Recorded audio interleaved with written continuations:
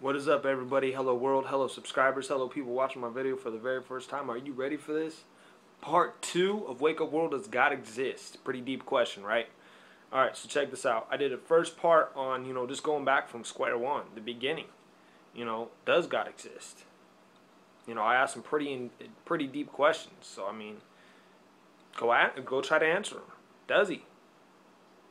Alright? Now, this video is for recent, for here, for now. The things that we're seeing in the world. I'm going to ask some pretty in-depth questions with those too. Some pretty deep ones that's going to cause a lot of thought. Alright?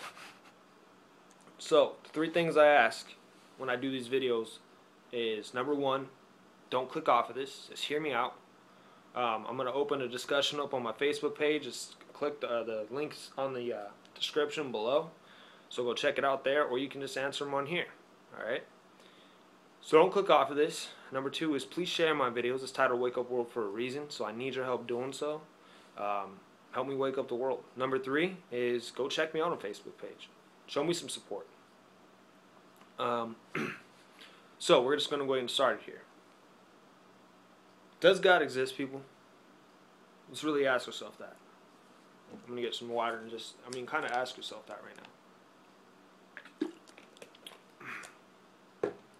So these are the questions. If God exists, why is this happening? What I'm talking about there is we have these earthquakes that are getting worse. Alright? We have this apocalyptic weather we're having. The corruption of the world. These bad people, these evil, corrupt people running it. Just the way our lifestyle is. How bad it's becoming. How hard it is to live almost without fear. Just honestly ask yourself that. If God exists, then why is this happening? Second question is, if God exists, why is God destroying the earth? Because that's basically what's going on. Alright, here's a good one. If God exists and these are the days of the return of Jesus Christ, how is that out of love? And why is God allowing evil to rule? Why is he allowing Satan or bad people to rule? Pretty deep questions, right? Well, let's check this out. And I'm going to read from the Bible, so don't click off of this. Just hear me out. Alright? Let's just ask ourselves those questions real quick. And, for atheists watching this, you may say, well, he doesn't. That's easy. Well, just hear me out. Listen to what I got to say. Now, according to the Bible, the earth was already destroyed once by water. Now, go to Genesis. This is the first book in the Bible, people. The first book.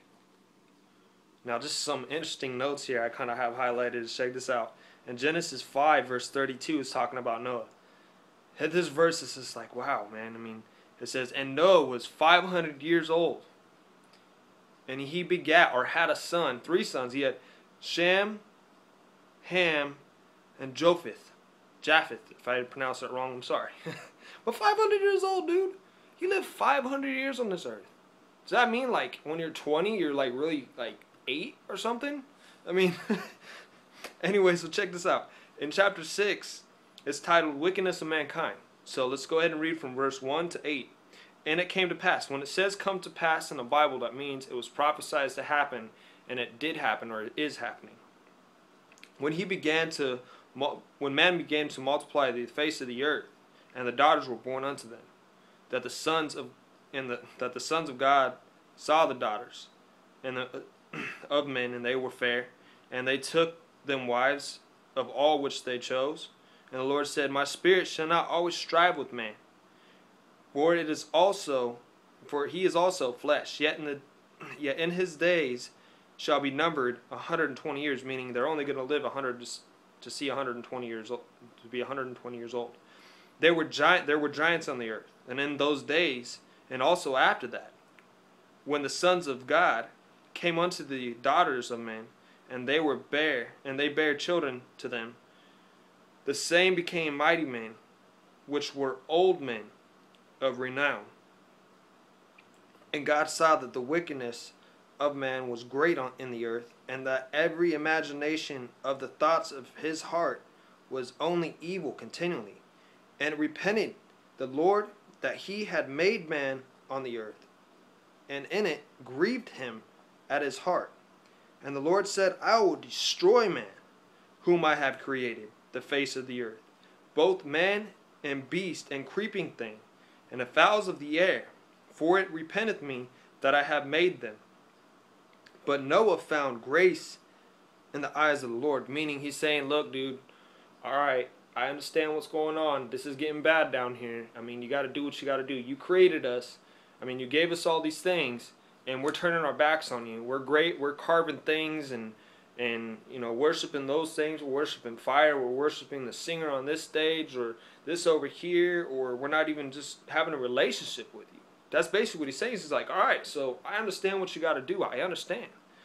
All right, so check this out. In chapter 7, verse 6, and Noah was 600 years old when the flood waters was upon the earth, meaning it took him 100 years, if you don't know the story of Noah, to build an ark. I mean, this thing was huge. I'm not going to go too much into that story. I'm just trying to get to the point here. All right, so also in chapter 7 and verse 10, and it came to pass after 7 days that the water of the flood were upon the earth. Okay. In verse 11, in the 600th year of Noah's life, in the 2nd month, the 17th day of the month, the same day all the fountains of the deep broke open. The windows of heaven were open, and the rain was upon the earth 40 days and 40 nights. Could you imagine that much rain? Alright, going to verse 17 here, and this is titled the flood. And the flood was 40 days upon the earth, and the waters increased and bared up the ark, and it was lifted above the earth. I mean, could you imagine this thing? Go look how big the Bible says the ark was, and it took that much water to lift it up. I mean, that thing has to be like Titanic, but supersized. Alright, so we got that down. Now we're going to go to verse 24. And the waters prevailed upon the earth 150 days. Meaning the whole earth was flooded for 150 days. And finally, we go down to chapter 8, verse 4. And the ark rested on the 7th month, on the 17th day of the month, upon the mountains of Ararat. The waters decreased continually until the 10th month. In the 10th month, on the 1st day of the month, were the tops of mountains seen. Right, y'all seen 1200, right? Or not 1200, 2012, right? I mean, seriously, could you imagine that?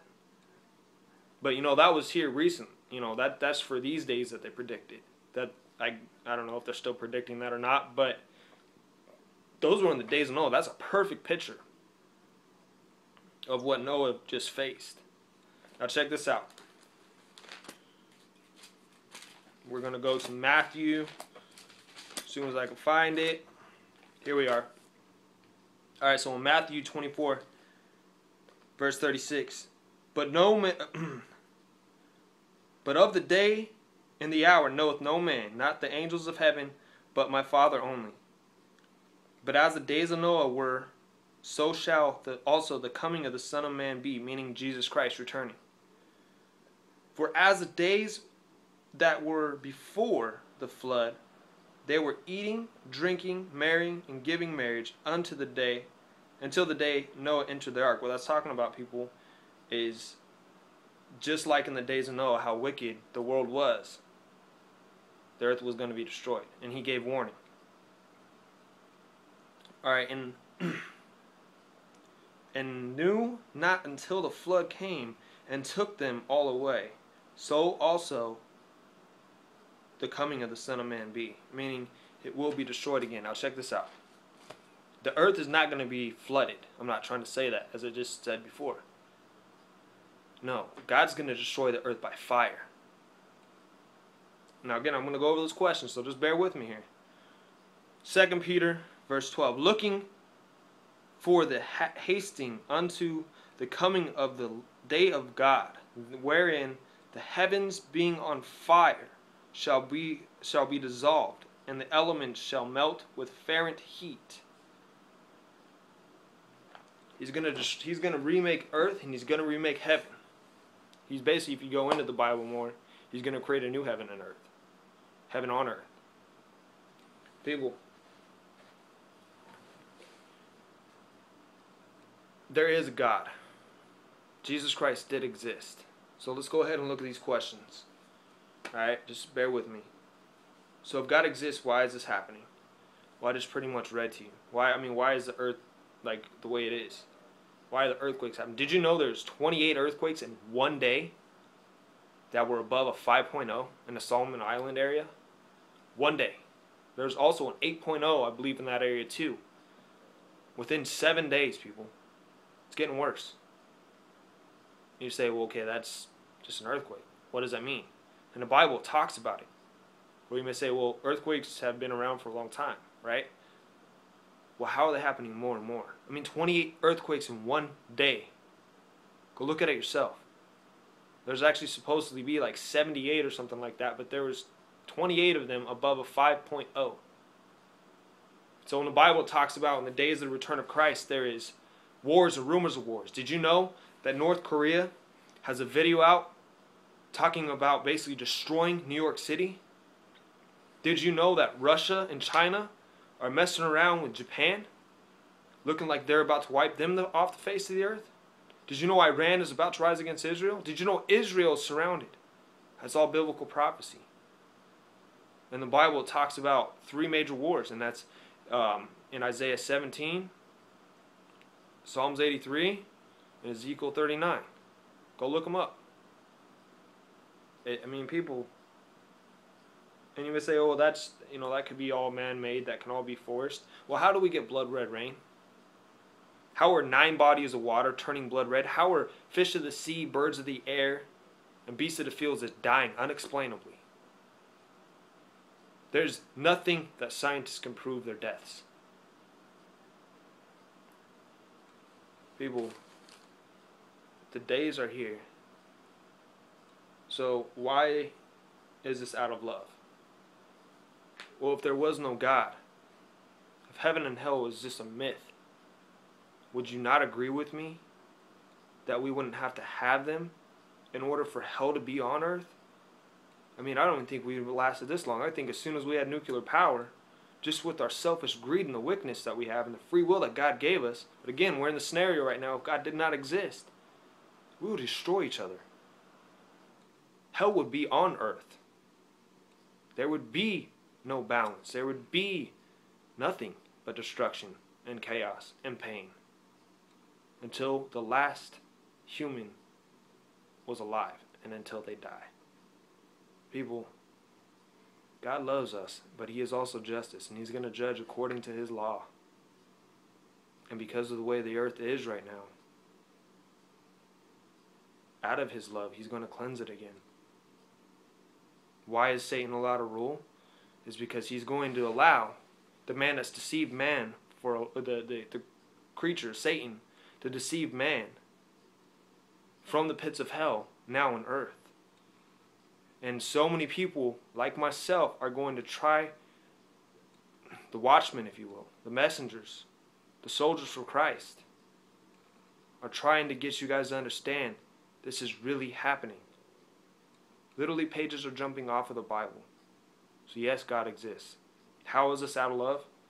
Because He loves us. Jesus Christ died on the cross, and He said before ascending into heaven after He rose from the dead in 3 days, after dying for you and me, He carried the weight of the world on His shoulders, that He would be coming back. You got to understand, God's timing is perfect, and right now you got to agree that His timing is perfect, the way the world is getting. It's getting bad. It's getting really bad, and it's affecting the whole world, not just the United States. I don't think a lot of people grasp what's really going on and what's about to happen. That's why you got to read the Bible. I'm not trying to fearmonger you people. I'm not. Out of love, I'm doing these messages. Out of love, I'm telling you what's going on. Because I want to be able to see you one day in heaven. Yes, it exists. Jesus went and He departed from His disciples after the day, on the 3rd day He rose again. He walked around with them for a while and said, I'm going back home to prepare a place for you. And He said He would be coming back. And He gave signs exactly what I just told you. what I'm trying to get you people to understand is the cross represents everything. It gives us, it stands on top of the world and it says, look, out of love, I'm going to die for you. Jesus Christ said, I'm going to die for you, even though I did nothing wrong. And honestly, we deserve to die. But he said, no, because I love you, I'm going to die for you. And because I love you, I'm going to go ahead and ruin this evil world and rebuild it again. Out of love. Now, people, we don't know the day or the hour, but I can tell you this, biblical prophecy, the clock is ticking. We're already in the days that Jesus Christ said would happen for a while now. There's only so many things that's going to happen. So what I'm saying is, people, give your life to Jesus Christ. Message me if you need help doing that. Because the rapture, it's not far. Go when he calls. God bless you all. Look for my other videos.